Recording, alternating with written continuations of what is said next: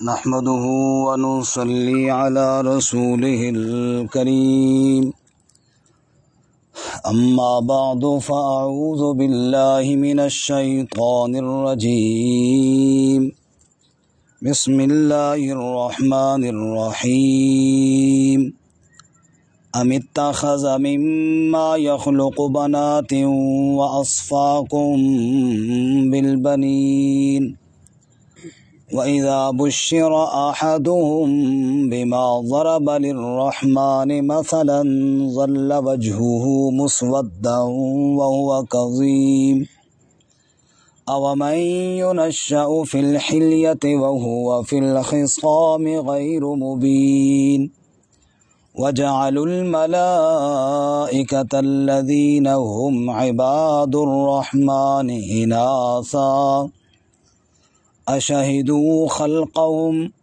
ستكتب شهادتهم ويسألون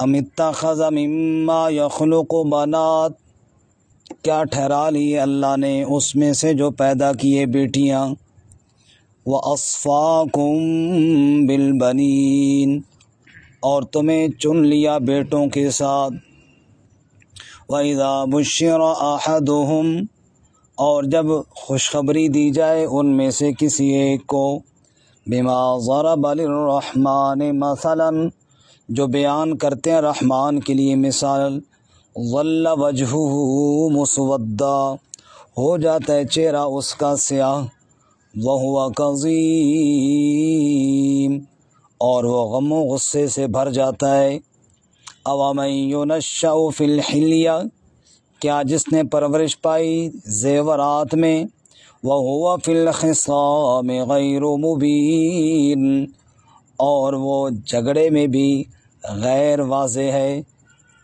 وَجَعَلُوا الْمَلَائِكَةَ الَّذِينَ هُمْ عِبَادُ الرَّحْمَنِ إِنَاثًا، اور انہوں نے فرشتوں کو بنایا جو اللہ کی عبادت کرنے والے ہیں مؤنث، اشہدوا خلقہم، کیا وہ حاضر تھے ان کی تخلیق کے وقت، ستکتب شہادتہم، ان قریب لکھی جائے گی ان کی گواہی، ویسألون، اور وہ پوچھے جائیں گے، سبحان ربک رب العزت عما یصفون وسلام علی المرسلین والحمد للہ رب العالمین۔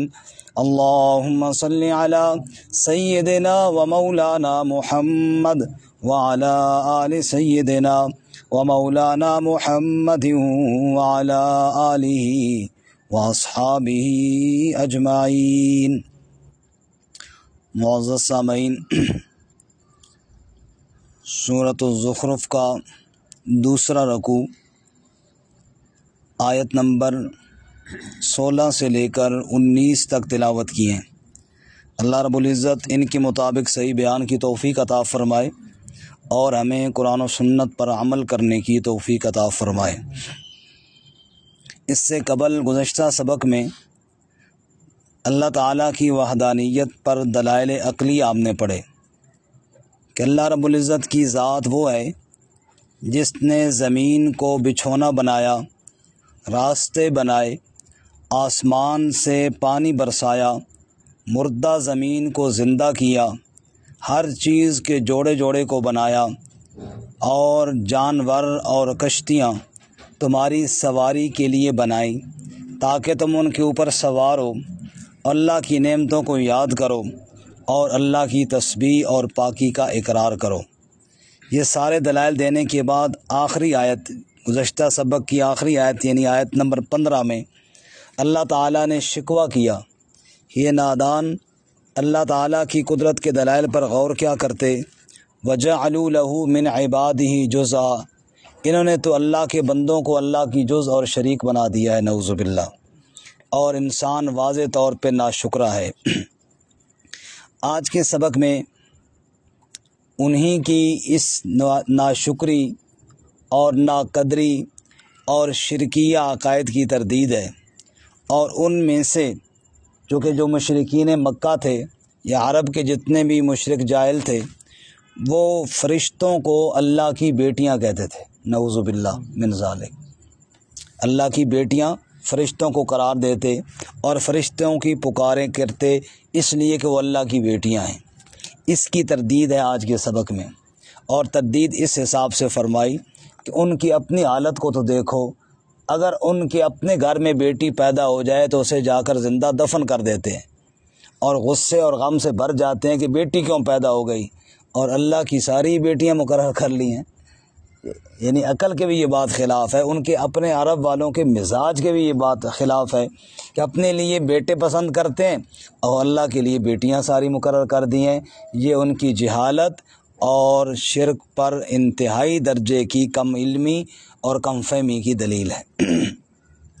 دوسری بات یہ ہے کہ اللہ تعالیٰ تو اولاد سے پاک ہے۔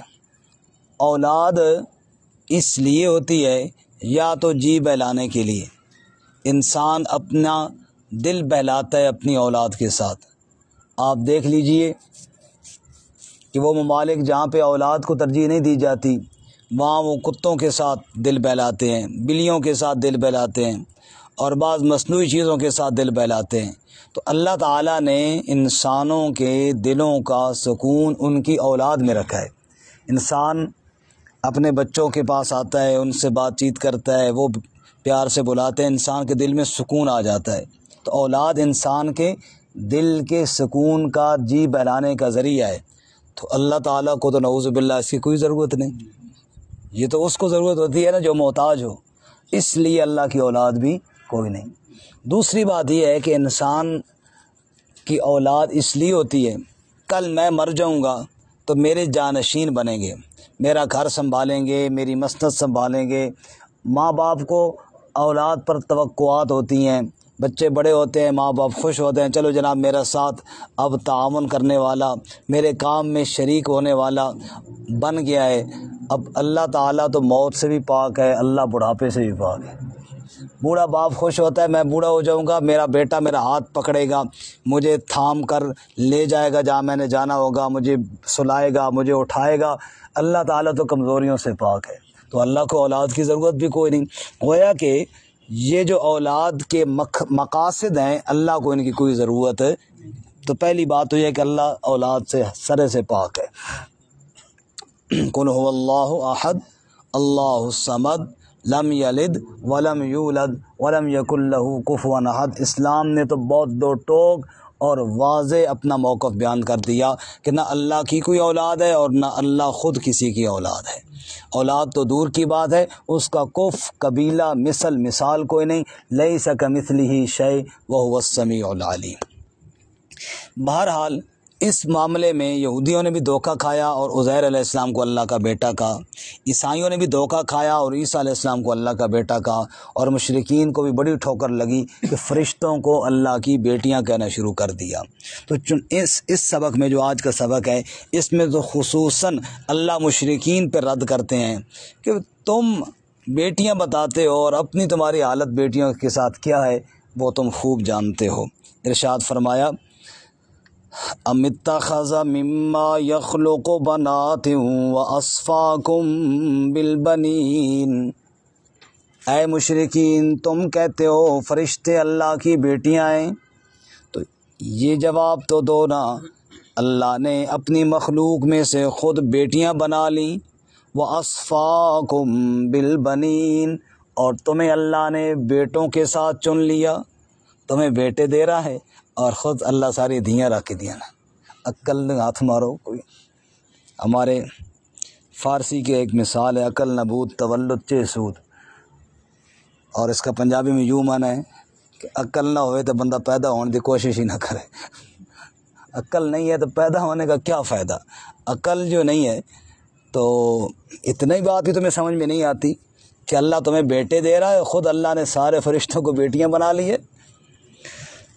اور اپنی حالت کیا ہے وہ سنو، وَإِذَا بُشِّرَ أَحَدُهُمْ، اور جب ان کو خبر دی جاتی ہے، یعنی ان مشرکین میں سے جو اللہ کی بیٹیاں بتاتے پھرتے ہیں، ان میں سے کسی کو خبر دی جائے کس چیز کی؟ بِمَا ضَرَبَ لِلرَّحْمَٰنِ مَثَلًا، اسی کی جس کی رحمان کے لیے مثالیں بیان کرتے ہیں۔ رحمان کے لیے مثالیں بیان کریں نا فرشتوں کی، یہی بیٹی والی اگر ان کو خبر دی جائے بھائی چودھری صاحب فلاں صاحب آپ کے گھر میں بیٹی پیدا ہوئی، تو اپنی حالت کیا ہوتی ہے؟ ظل وجہہ مسودن، ہو جاتا ہے چہرہ اس کا سیاہ، وہو کظیم، اور غم سے بھر جاتا ہے، پریشان ہو جاتا ہے۔ 14ویں پارے میں ہے کہ پھر اگر خوشخبری دی جائے نا بھائی بیٹی پیدا ہوئی ہے تو غم سے بھر جاتا ہے، اور یتوارا من القوم من سوء ما بشر بہ، پھر پوری قوم سے چھپتا پھرتا ہے کہ میں کیسے بتاؤں گا میرے گھر بچی پیدا ہوئی ہے، اس خبر کی وجہ سے لوگوں کا سامنا نہیں کرتا، اور پھر بیٹھ کے مشورے کرتا ہے اور سوچتا ہے ایمسکہ علی ہون ام یدسہ فی التراب، یا تو شرمندگی شرمندگی مل کے شرمندگی کے ساتھ ہی اپنی بچی کو گھر میں رہنے دوں، یا پھر جرت کروں اور دفن کر کے آ جاؤں، نعوذ باللہ۔ یعنی بیٹی کو گھر میں رکھنا ندامت اور شرمندگی سمجھتے ہیں، اور غیرت اور جرت اس کو سمجھتے ہیں کہ اس معصوم کو جا کر دفن کر دیا۔ ظالموں، اپنی حالت ان کی یہ ہے، اپنی حالت یہ ہے، کس طرح وہ معصوم بچیوں کو دفن کرتے ہوں گے، سوچے تو صحیح۔ لیکن بعض دفعہ ایسے حالات آتے ہیں، کچھ عرصہ پہلے چند سال پہلے یہاں کسی دیہات کا واقعہ تھا پنجاب کے، کہ ایک آدمی نے بچی پیدا ہوئی تو فائر مار کے اس نے قتل کر دیا، اور کل ٹینچ باٹا میں پنڈی میں، کل میں ادھر بیان کے لیے گیا راول پنڈی، تو وہاں وہ ساتھی نے مجھے تصویریں دکھائیں، یہ کل کی بات ہے یا پرسوں کی بات ہے، ٹینچ باٹا یا ہمارے راول پنڈی میں 2 بچیوں کو باپ نے ذبح کر دیا، اور ایسا ذبح کیا کہ سر الگ کر دیا، ظالم۔ اور چھوٹی اتنی معصوم بچیاں جناب، ایک جناب 4-5 سال کی اور ایک 7-8-9 سال کی، بالکل پھول جیسی بچیاں، اور ان ذبح کر کے ظالم نے سر الگ کر دیا۔ تو اس سے اندازہ ہوتا ہے کہ قرآن تو سچ کہتا ہے، ویسے بھی ہمارا ایمان تھا، لیکن جب آج کل کے اس دور میں بھی ایسے ظالم درندے موجود ہیں، وہ تو دور ہی جہالت کا تھا، وہ تو دور ہی جہالت کا تھا۔ معصوم بچیوں کو کس طرح وہ گڑھا کھود کے اپنی لخت جگر کو جناب وہ دفن کرتے ہوں گے، پتہ نہیں رحم دل سے ختم ہو جاتا ہوگا۔ بہرحال اللہ فرماتے اپنی حالت تمہاری ہی ہے بچیوں کے ساتھ، اور جب رب کی باری آتی ہے تو کہتے فرشتے سارے ہی اللہ کی بیٹی ہیں، نعوذ باللہ من ذالک۔ اومن ینشأ فی الحلیۃ وہو فی الخصام غیر مبین۔ اب آگے اللہ تعالیٰ بتاتے ہیں کہ یہ بات غلط ہے کہ اللہ کی بیٹی ہے، اس میں 2 کمزوریاں اللہ بتاتے ہیں۔ دیکھو بچیاں جو ہوتی ہیں نا جی، یہ شروع سے ہی زیورات میں مہندی لگا رہی ہوں گی، اور جناب وہ اچھے اچھے لباس، پھول بوٹے، یہ ان کا مزاج ہوتا ہے۔ بعض بچوں کا بھی ہوتا ہے، لیکن زیادہ طور پہ کس کا ہوتا ہے؟ بچیوں کا ہوتا ہے کہ جناب وہ زیب و زینت، بناؤ سنگھار، یہ مزاج کس کا ہے؟ لڑکیوں کا۔ اللہ فرماتے ہیں رب واسطے اولاد تم نے وہ چنی ہے جو بناؤ سنگھار میں لگی رہتی ہے۔ اللہ تو پوری کائنات کا نظام چلانے والا ہے نا، اللہ تو پوری کائنات کا نظام، فرشتے اللہ دی دیاں، نعوذ باللہ، اللہ کی بیٹیاں، اور بیٹیاں جناب میک اپ پہ لگی رہیں، اور کائنات کا نظام اللہ نے ایسے چھوڑ دیا۔ یعنی کوئی بات وہ کرو جو عقل کی ہو، بات وہ کرو جو عقل کی ہو۔ آپ دیکھ لیجئے کہیں جانا ہو نا جی، تو مرد جلدی تیار ہو جائیں گے، اور عورتوں کی جناب تیاری ہوتے ہوتے، یہ عموماً ہمارے بارات شادی کے موقع پہ کیوں لیٹ ہوتی ہے؟ عورتوں کی وجہ سے۔ ٹائم رکھا ہوتا ہے مثلا 8 بجے کا، تو بارات 10 بجے آتی ہے، بس جی وہ سیدھے تیار ہو گیا، وہ عورتیں تو انہیں پتہ ہے نا جی، وہ لیٹ ہو جاتی ہیں، کیوں کہ انہوں نے میک اپ کرنا اور تیاری کرنی۔ یہ اللہ سنتی بھی ہیں عورتیں، جی عورتیں سنیں گی تو اچھا ہے نا، تبھی تو فائدہ ہوگا۔ ڈاکٹر صاحب کہہ رہے ہیں عورتیں سنیں گی صحیح آپ کا بیان، میں نے کہا اچھی بات ہے نا، سنیں تبھی تو کیا پتہ۔ ڈاکٹر صاحب اپنا خطرہ نہیں ہے۔ لیکن دوسری بات یہ ہے کہ اللہ تعالیٰ اس سے منع نہیں کر رہے، یعنی عورت کو سجنے سنورنے سے منع نہیں کیا جا رہا، مثال دی جا رہی ہے کہ جو عورت زیورات میں لگی رہتی ہے اس کو تم نے اللہ کی اولاد بنا دیا۔ تو اللہ تعالیٰ نے مثلا حکم دیا، فرشتوں کی ذمہ ڈیوٹیاں لگی ہیں نا جی، بارش برسانی ہے، ہوائیں لانی ہے، یہ کرنا ہے، وہ جناب اچھا ٹھیک ہے جناب، وہ جائے بیوٹی پارلر چلی جائے، اور جناب آگے مخلوق ساری انتظار کر رہی ہو، تو کوئی عقل والی بات کرو، اللہ تعالیٰ سمجھا یہ رہے ہیں کہ یہ اللہ کی اولاد نہیں. ایک بات. دوسری بات، ایک تو عورت میں یہ ہے کہ وہ زیورات اور تیاری میں اس میں مگن رہتی ہے. دوسری عورت میں، مرد اور عورت میں یہ فرق ہے. دوسرا فرق جو یہاں بیان کیا گیا وہ یہ ہے کہ اگر کسی کے ساتھ کوئی جھگڑا ہو جائے، کوئی بات ہو جائے، تو مرد تو جا کر سینہ تان کر بات کر سکتا ہے، عورت مرد کی بنسبت اس طرح بات نہیں کر سکتی. اللہ نہ کرے ہمارے یہاں پہ جھگڑا ہو جائے تو یہ ہوگا کہ مرد تو جا کے بات کریں گے. ہمارے خیر تراوڑی والے تو مرد بھی تھوڑے کمزور ہیں.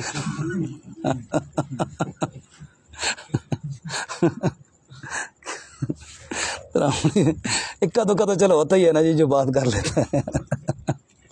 بہرحال اگر کوئی معاملہ ہو تو مرد کا کام کیا ہے؟ کھڑے ہو کے بات کرنا، اور عورت کا کام کیا ہے؟ پیچھے بیٹھ کے انتظار کرنا. اللہ فرماتے ہیں تم نے فرشتے اللہ کی بیٹیاں بنائی ہیں، چنگے جناب تم نے اللہ کی اولاد چنی ہے جو آگے بات ہی نہ کر سکے، جو آگے اللہ تعالیٰ کی طرف سے کوئی کسی نے کوئی بات کی ہو جواب ہی نہ دے سکے. یہ تم نے اللہ کی اولاد بنائی ہے. تو یہ دو کمزوریاں اللہ تعالیٰ نے بتائی ہیں مرد کے مقابلے میں عورت کی. ایک اس میں زیورات اور سجنا سنورنا مرد کے مقابلے میں عورت کا زیادہ. دوسرا، مرد جو ہوتا ہے وہ کھل کر کے واضح طور پہ بات کر سکتا ہے، اور عورت جو ہوتی ہے وہ بات نہیں کر سکتی. ترامڑی والی دی گل نہیں ہو رہی جی، بات ہو رہی ہے مشرکین مکہ کو سمجھانے کے لیے. ارشاد فرمایا جی اوَمَن يُنَشَّأُ فِي الْحِلْيَةِ، کیا جو پرورش پائے زیورات میں، وَهُوَ فِي الْخِصَامِ غَيْرُ مُبِينٍ، اور وہ جھگڑا میں بھی غیر مبین، بیان نہ کر سکتی ہو، واضح طور پر کھل کر بات، وہ اللہ تعالیٰ کی اولاد ہے. وہ اللہ تعالیٰ کی اولاد ہے کہ جناب جو واضح طور پر بات بھی نہ کر سکے. اس لیے معلوم ہوا اس کو کہتے ہیں استفہام انکاری، یعنی یہ اللہ کی اولاد نہیں ہے. اللہ فرماتے ہیں وَجَعَلُوا الْمَلَائِكَةَ، انہوں نے تو بنا دیا فرشتوں کو. فرشتے کون ہیں؟ الذین هم عباد الرحمن. سبحان اللہ، سب کہو سبحان اللہ. فرشتے کیا ہیں؟ ہم عباد الرحمن، وہ رب کی عبادت کرنے والے ہیں. بڑے بڑے فرشتے جناب، قوم لوط کی بستیوں کو پروں کی نوک پر اٹھا کے لے جانے والے، لیکن رب کے آگے دم نہیں مار سکتے، رب کی عبادت کرنے والے. رسول اللہ صلی اللہ علیہ وسلم نے ارشاد فرمایا آسمان سے چرچرانے کی آوازیں آ رہی ہیں. اتت السماء، آسمان سے چرچرانے کی آوازیں کیوں نہ آئیں؟ وحق لها ان تئت، حق بنتا ہے کہ اس سے چرچرانے کی آواز آئے. ایک بالشت کے برابر بھی آسمانوں پہ جگہ خالی کوئی نہیں جہاں فرشتے اپنی جبین رکھ کر اللہ کی تسبیح بیان کر رہے ہوں. اس لیے فرمایا وہ فرشتے تو عباد الرحمن ہیں، وہ تو رب کی عبادت کرنے والے ہیں. حدیث پاک میں آتا ہے جب بھی کوئی اللہ کا امر آتا ہے فرشتے اللہ کے آگے ڈر کے مارے پروں کو پھڑپھڑاتے ہیں. اور حتی اذا فزع عن قلوبہم قالوا ماذا قال ربکم قالوا الحق، پھر بڑے فرشتوں سے پوچھتے ہیں رب نے کیا حکم دیا؟ وہ کہتے ہیں رب نے جو حکم دیا وہ سچ اور حق کی حکم دیا. میں تم فرشتوں کے اللہ کی اولاد بیان کرتے ہو، حالانکہ وہ تو رب کی عبادت گزار ہے اور اللہ کے حکم کے آگے دم نہیں مارتے فرشتے. سبحان اللہ. لیکن انہوں نے فرشتوں کو کیا بنا دیا؟ اناسا، مؤنث بنا دیا جی.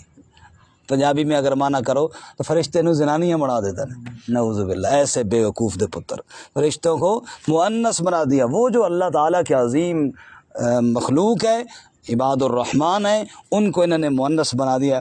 اللہ فرماتے ہیں اشہدوا خلقہم، اشہدوا جواب تھوڑا سخت ہے اللہ کی طرف سے. اللہ فرماتے تم مشاہدہ کر رہے ہو ان کی خلقت کا، تم چیک کر رہے ہو کہ وہ عورتیں ہیں، تمہیں کیا پتا کہ وہ، تم نے دیکھے ہیں کوئی فرشتے؟ تم نے مؤنث بنا دیا فرشتوں کو. اشہدوا خلقہم، کیسے؟ یعنی تم یہ منہ سے بیہودہ باتیں نکال رہے ہو، تمہیں جس بات کا پتہ ہی نہیں ہے اس کے بارے میں اتنا غلط عقیدہ تم نے بنا رکھا ہے. ستکتب شہادتہم ویسألون، اللہ فرماتے ہیں ہم ان کی گواہیاں لکھ رہے ہیں جو یہ بات کر رہے ہیں اور ان سے پوچھا جائے گا.